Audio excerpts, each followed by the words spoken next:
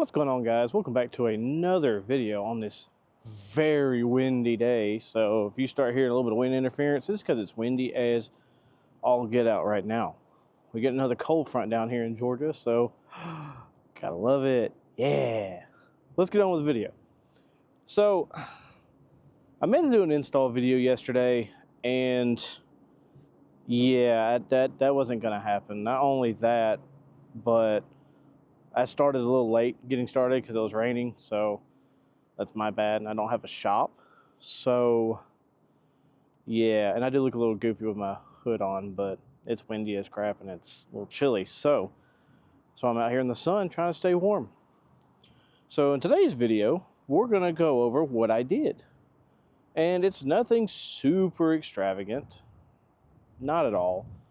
I think it's more for style, but it's also for future projects down the road. So it's going to be a mixed opinion for some folks on why I did this, to go with that, and spend the money here, spend the money there.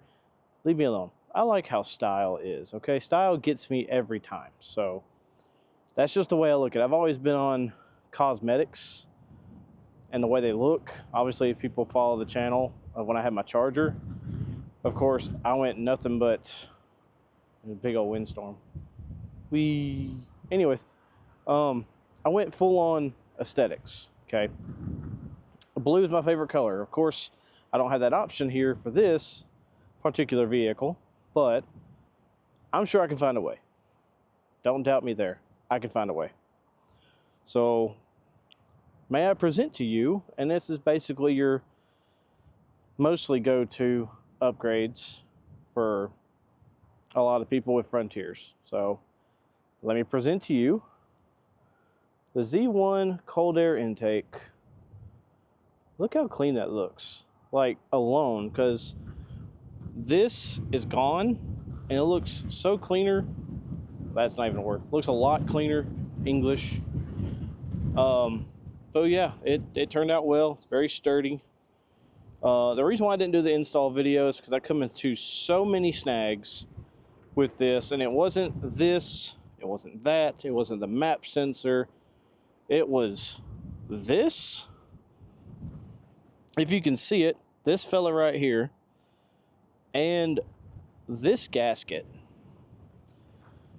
And when I say it was a pain, I've had my neighbor and my father-in-law sit there and talking smack to me the entire time.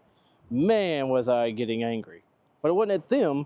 It was the fact that I'm sitting here going back and forth, trying to find the correct install video, because a lot of them on YouTube, believe it or not, I'm going to shut my hood for a sec. This wind is something else. I'll bring that down.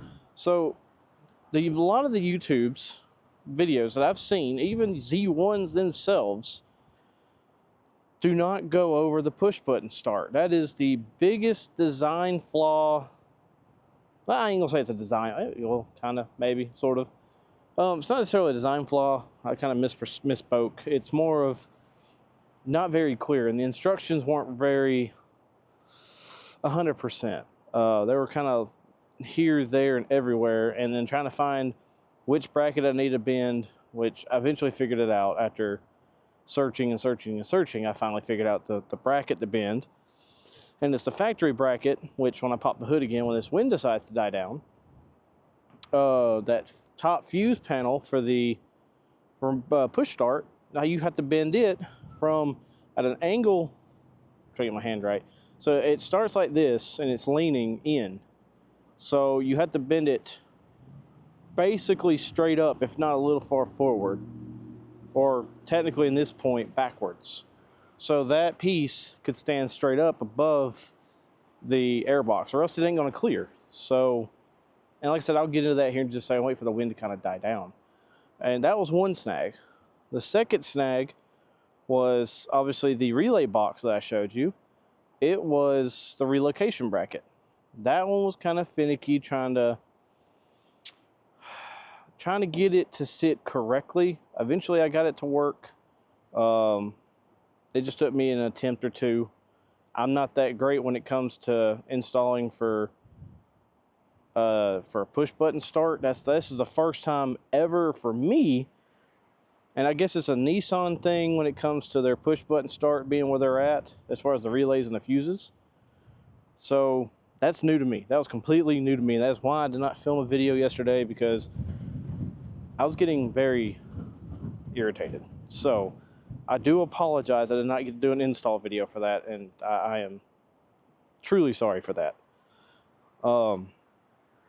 But other than that, once I got those particular pieces in, then it was that gasket for the filter. The gasket for the filter, call me a blonde when I'm not.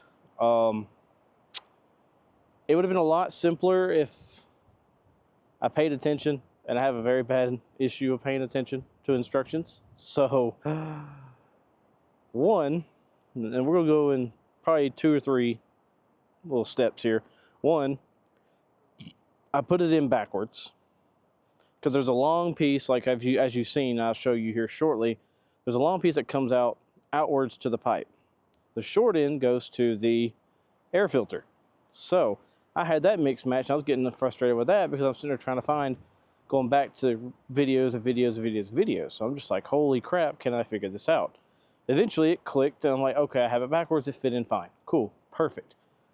2, I had to take the clamp off of that filter multiple times, twice, give or take, to switch the gasket on and off, till I finally figured out what to do. And then, of course, that's where I had to introduce another clamp to the gasket, get it in there, and seat it in properly. Now, a lot of people's has had an issue, which mine didn't come with this. I don't know why. They probably just ditched it because it probably didn't make any sense. But there's also a plastic gasket that goes on the outside of the fender spot. I'll show you. Like I said, I'm waiting for this wind to freaking die down. I know I keep mentioning the wind, but it needs to stop for 5 or so minutes. That'd be fantastic, because it's making my hood move back and forth. So, but yeah, there's the OEM airbox come with its own little gasket, okay? But it was to the airbox, so it comes with it. There's no putting it in there and all that shit. Excuse my language. But okay, the wind's died down a minute, and I'll just kind of further explain. Okay, so this, you probably can't see it that I'm pointing at it. It's right here. This is the gasket. There's a plastic one that's supposed to go on the other side that goes inside the fender. Mine didn't come with it. And a lot of people say that it doesn't have real use for it, so I guess Z1 may not have included it for this one in particular. So, I don't know. Or maybe it just didn't get shipped. But anyways, yeah, the gasket here, I had it this long piece, because it's got the clamp on it, because it clamps it down. I had this on the inside of the box trying to fit it to the filter. That wasn't correct, obviously, for many, many reasons why it wouldn't fit. So once I got all that figured out, got it clamped down here, and I'm using OEM clamps here, and for the throttle body, I'm using the OEM clamps instead of the new ones. The only new clamp is on the filter. So that's what a lot of people just kind of, for what I understood, they recommended. Now this right here, this bracket here, this piece does not mean jack squat. This bracket here, this was going at an angle, like I said, like an angle going this way for the stock airbox. You had to take it into a vise and bend it at a more upward angle, as you can maybe see. A lot of people don't explain that, but I'm trying to explain it to the best of my ability after it's installed, so people in the future could understand on how this works, or they might just know and be done with it. Teach their own. I'm just doing it just because. But yeah, this was a pain in the butt trying to figure out, and this box here was definitely a pain in the butt. It was dramatically a pain in the butt because of the bracket. You won't be able to see the bracket, but other than that, this whole entire section here was obviously easy peasy lemon squeezy, because then you get your mass airflow sensor with its gasket and flange, of course, new PVC hose, clamp down with a provided clamp. I used to stop the OEM clamp for the back just because it was smaller. I'm sorry if the wind's interfering with my audio. I am terribly sorry. Then of course there's a clamp here for the diff breather. That was a real pain in the butt, and that was honestly really the last thing I had to do. And man, was I fighting that thing. But other than that, it come out great. We'll take a drive here shortly. I don't know how I'm going to have the camera mounted. I might have to use my dash cam. I don't know if it'll pick up the sound or not. But I might just drive around here in this little area. Just get y'all to hear it. And I mean, it has a little bit of a sound difference, but nothing extravagant. All right, so I'm kind of done mentioning that. We're going to go inside here. All right, so now we're inside. It's nice and quiet, away from the wind. So yeah, the reason why I didn't do an install is simply because of my aggravation with this. And of course, like this is my first time doing anything that has to remotely do with the remote start fuse boxes and stuff. First time. So I can't knock Z1 for that. That's how they made it. That's how they want it. And it seems to be doing fine on their vehicles. So I figured I'd give it a try myself. I've seen other videos. Other people like it. People don't like it. But they spend the money for it, you know, yada, yada, yada. I spent the money for it, obviously, out of my own pocket. As any other vehicle I get, I'm getting an air intake. Except for the Charger. I've had mine on there for a little while, then I'll switch back to stock. But that's totally besides the point. I always do an air intake of some sort. And I figured I'd do Z1 instead of going AFE and or SMB. Just because I don't know. I figured SMB, I've seen an install of theirs, and theirs is kind of a better option for that fuse box. But I don't know. I've had an SMB before. Actually, no, I actually never had an SMB. I take that back. I don't know. I just never went with them. That's nothing against them. I just never went with them. But anyways, as far as like that bracket goes, I mean, I've better off have done it when it's done and kind of go over it than having to show how it works. Because in the instructions on their website, because that's where you got to find them. They don't come with them. Don't know why, but that's just how they are. It shows the bracket in a vise, and it tells you to put it. You have to put it in a vise, and you have to bend it upward. Okay, so basically, if you take it from where it sits stock, all you would have to do is put it in the vise and bend it just a little ways towards you. If it was still in the engine bay, bring it towards you this way till it's basically facing in a stand-up position. Mine's a little over, but it's not getting in the way of anything. But what they don't tell you either is that one spot, the forks that's on the other side that I showed you, you have to bend that at least at a 78 or 70 to 90 degree angle. Give it somewhere in that area. I'm not very good at the angles, but you got to bend it out of the way, or else it's going to get in your way when you're trying to bend that one area backwards. So in their instructions, they have it bent all the way out, like way out here. I didn't do that because I'm afraid I'm going to break it, even though it really serves no purpose that I know of. But if it does, y'all let me know in the comments, because I'm not 100% if it does anything or not for that bracket. I think you're better off just taking it off, to be fair. But I think if anybody down the road that were to get a Frontier that has push button, that wants the Z1 intake, at least they can come to my video, go to that one section of me showing it, what it looks like, and potentially they could probably figure it out from there. But actually, once you get that figured out and you kind of follow step by step or watch another video that's doing an install, it's kind of a cakewalk once you figure it out. I was just so irritated at that point that I just was everywhere. I was just so irritated at that point.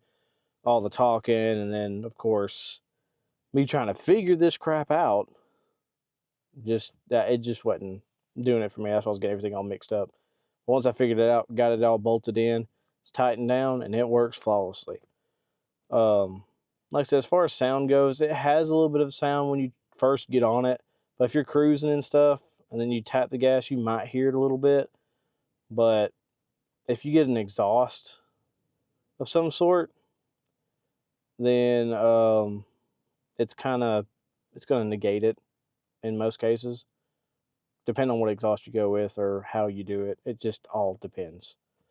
But there's one more thing I got to show you. I got to go pop the hood again, and matter of fact, I can go ahead and do it now while the wind is seemingly dropping.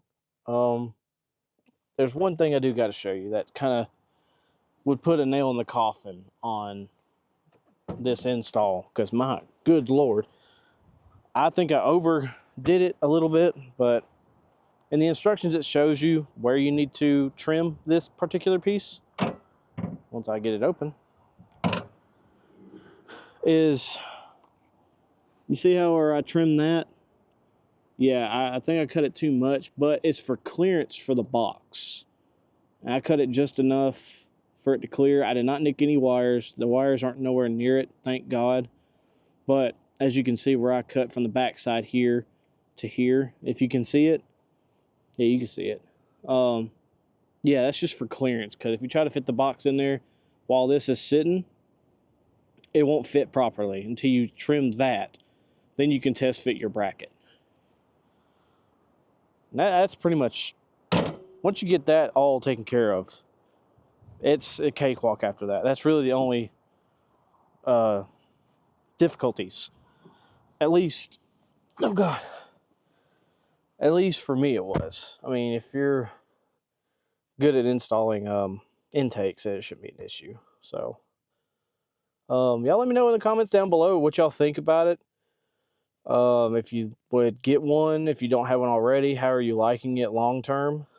Depending on how long you've had it, and what other mods you've done to it, because I'm interested in doing some more mods in the future. The next thing I'm planning on doing is potentially the exhaust system, and I haven't decided where I'm going to go with that. I don't like V6s being super loud, but to match the intake, I kind of have to do a little something.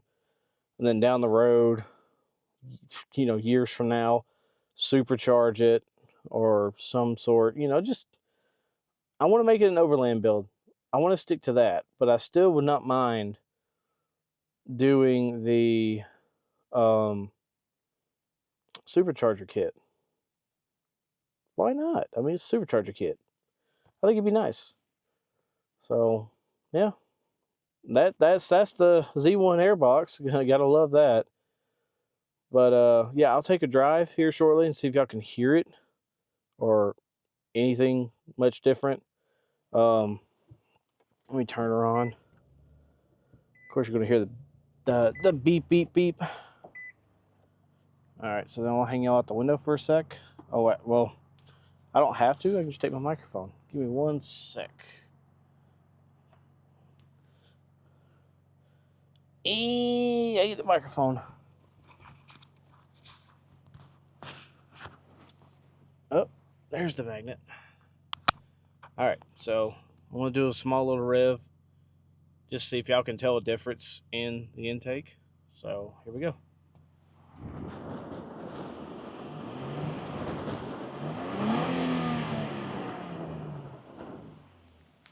Y'all probably didn't hear that too well because the wind wanted to go, oh, hey, how you doing? You trying to do something cool.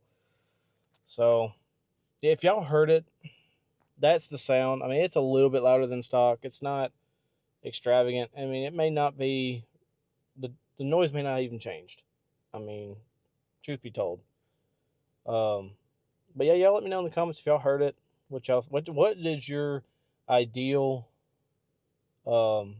opinion on the intake? If it was a good idea, bad idea. And I know the questions are going to be, are you going to plan on tuning it? Which, of course, if I want to supercharge, I'm going to tune it. y'all just let me know in the comments what y'all think. I like the design of the glass. It's a giant map, if y'all didn't notice. So yeah, I like it. So don't doubt me for liking it. I like style, and it dresses up the engine bay a little bit. Gets rid of that big old Nissan thing in the middle from the stock intakes. So y'all don't judge me there. But anyways, that's the video, guys. I figured I'd show y'all the intake and what I went through on those particular areas, and then give somebody a idea whenever they decide to do it, that they can just come back to my video, since there's not a whole lot out there over the push button start. Because you figure with Z1 they would have a push button start video, but they don't. So yeah. Actually, you know what? The only video they do have is when they're changing the retrofit glass to the from the old box to the new one, where it seals better. That's really it. You don't see nothing else. But that's where I seen where the bracket was moved. So that's kind of gave me the idea there on how far. But anyways, guys, if you enjoyed the video, leave a like, comment what your opinion is, and I'll be happy to get back to it. And let me know what else I should probably look into modifying. Well, not really modifying, but what else I should add as far as mods for the Frontier. This is only the beginning of the build. Eventually, we'll get there slowly, day by day. I will try to post once a week, more than likely. It'll be Saturday or Sunday. Or if an event's going on, I'll film an event and you'll see me then.